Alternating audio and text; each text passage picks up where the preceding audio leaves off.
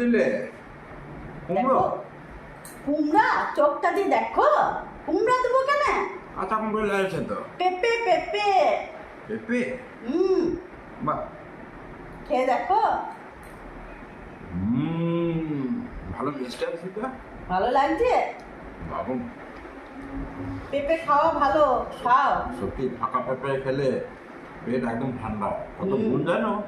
তাহলে তোমাকে কি আমি কুমড়া দেবো যে বলছো কুমড়া?